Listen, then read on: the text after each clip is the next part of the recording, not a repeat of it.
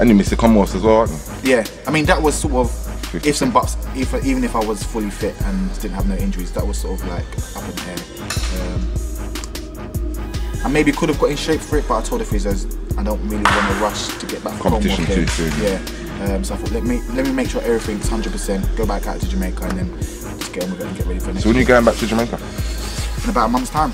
So where do you stay in? How does it go? Who do you train with? What's the setup? I've been staying by myself. Stayed in the apartment by myself. Cooking for yourself? Cooking for myself, cleaning for myself. Good look. So I've been doing all that by myself. When I go back now, I'll be moving in with Jermaine Mason, my cousin. Okay. So I'll be living with him, which I think maybe make me a bit happier. Living by yourself is it's okay, but it gets a bit boring after a while. Big party lifestyle in Jamaica, SImeon. I know you like partying. Is it hard though? I mean, obviously with the chill, laid back, relaxed atmosphere, is it hard to not get involved and indulge in some of the extras? To be honest with you, my first year I went out there when I trained with MVP, Stephen Francis. I was there for about 2 months, 2.5 months, and I was out every weekend apart from one. Their party's a bit different because it's like an all-inclusive, so you pay your money, free drink all night. And I think the British way of lifestyle is, you know, you just keep drinking and drinking and drinking. So I'm gonna be honest, the first year was sort of an adjustment. It was an adjustment holiday training. But I think I got in my best shape that year. That was when I came back that year. That was in my best shape I've ever been in. So it worked to an extent. To an extent, yeah. Obviously, if I didn't, maybe I could have been in better shape. But I was in my best shape coming back that year.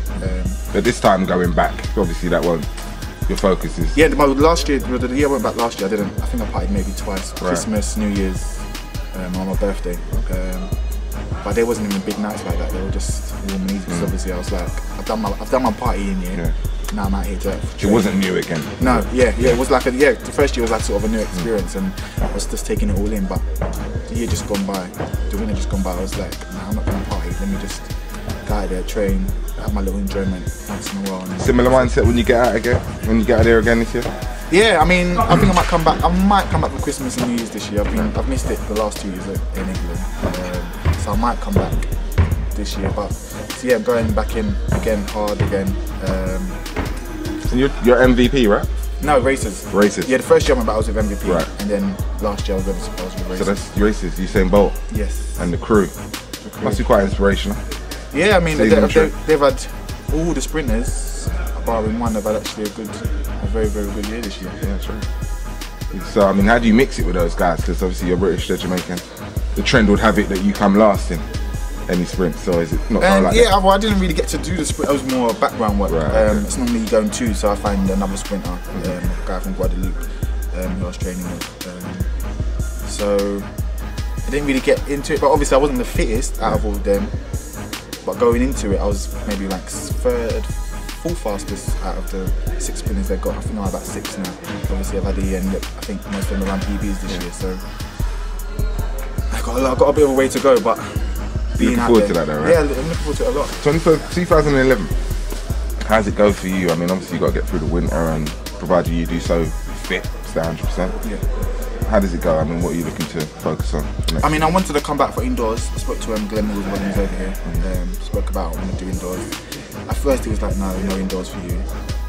And I was like, please, I've missed the whole year, I just want to race. And he's like, well, if you get into good shape by the end of December, we sit down and talk about you doing indoors. It won't be a full indoor season. I think he said if I do indoors, my first race will be trials, and then Birmingham, and then we'll see what happens after that. But he's not really gonna change anything too much to get ready for indoors. He said that you've been out for a year now. You've got a lot of work to put back in to try and get ready for 2011 season. So I mean, obviously I've got to listen to him as my coach and stuff. So if that's the case, then I've just got to go in. But obviously the World Champions, the focus. Yeah, that's the main thing. Yeah. And what do you expect from yourself? I mean, without putting too much pressure on yourself in, where are we? September 2010. But without putting too much pressure on yourself, what do you hope? And I do well. How would it go? I think to go out there and just sort of make myself proud.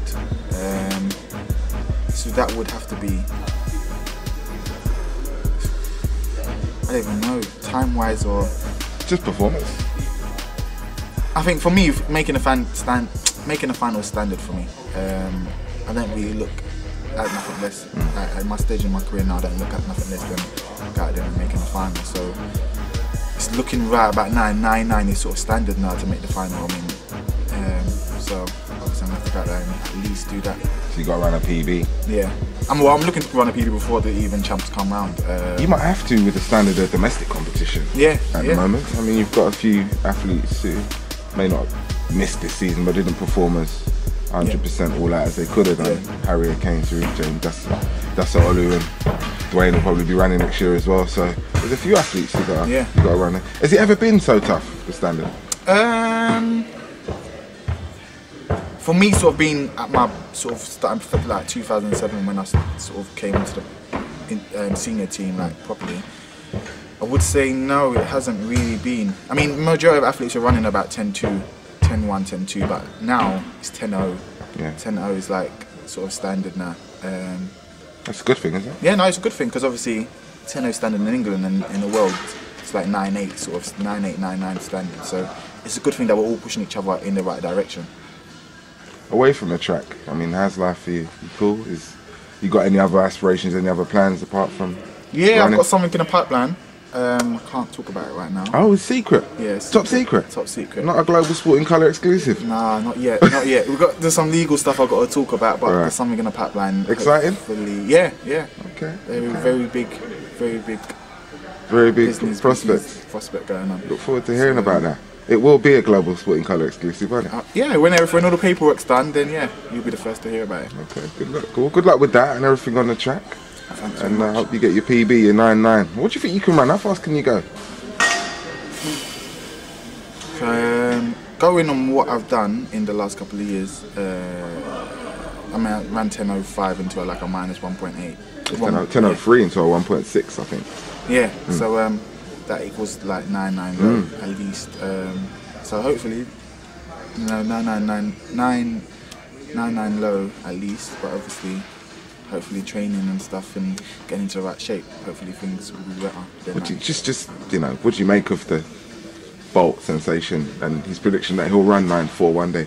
I mean, if he runs 9.4, he runs 9.4. It's not saying that no one else can run 9.4. I mean, before he bought the world record, his PB was like 10.0 something, and then he went New York and ran 9.76 in New York, or maybe 74. 76. So if one person can make such a big stride forward, why can't nobody else? Obviously everyone's saying, no one can beat Bolt, he's unbeatable. I mean, Tyson beat him the other day. What did you make of that victory? Maybe he didn't run as fast as Bolt's ever run, but I mean, he did beat him. So it's the thing when no one's not beatable. So I mean, the victory was, I think, from what I've heard from other athletes and people, I think certain people were sort of happy that someone had actually beaten him. Right. Maybe didn't run as fast as him, but some people were happy, some people were upset. So I mean, how was you though? What did you think of that? How do you think of the rivalry and the fact that them two looked at the two protagonists in the sport? I mean, it's good. You see, it's good to have like a sort of battle in athletics. I mean, obviously he was taking sprinting, and there was sort of no one really there to beat him. But I mean, it's good for the sport because people want to see a battle. No one wants to see a certain person win all the time. It's like to get kind of mundane. Like the hurdles is, I think for me, the hurdles is one of the fun events for me to watch because it's sort of everyone's about the same and it's all about who gets to the line first. The women's hurdles, women's hurdles is quite fun for me to watch. That's most exciting. It's almost as if people are just on that subject of the same man winning all the time. It's a little bit like everybody's hanging the Olympic 2012 gold medal around Usain's neck already, which he's dismissing, just how it is, and it's not a pressure, but it's got to be some kind of pressure. It's got to weigh down on an athlete a little bit for the whole world to be expecting you to turn up to this big Olympic party and take the gold, and just like no one else really, no one else is on the start line, no one else matters. Yeah, I mean, 3 gold medals and 3 world records in Olympics, 2 gold medals at world champs. So it's a thing. As he said, he wants to. It's not a one thing winning. It's sort of retaining the gold medal. So yeah, it's a big ask for him, but I mean, he's done so well the last couple of years, so it's not saying that he can do so well in the next couple of years as well. So I hope you don't full start, eh? Yeah, that's another thing. Well, supposedly, well, when I was watching, Tyson said he full started that in Stockholm. Oh, did he? Was it Stockholm? With a saying, I think it was a saying, and they called it back and gave everyone a green card. Oh right, okay. So hopefully there's no, Politics. you're a star and we're not going to disqualify you. But I mean, yeah, I ain't had a chance to test out the new full start rule. So my first race I might be a bit on the edge. So if I do full start, don't hold it against me. Cool, won't do that. Well, there you go. Thanks very much. All right, Thanks.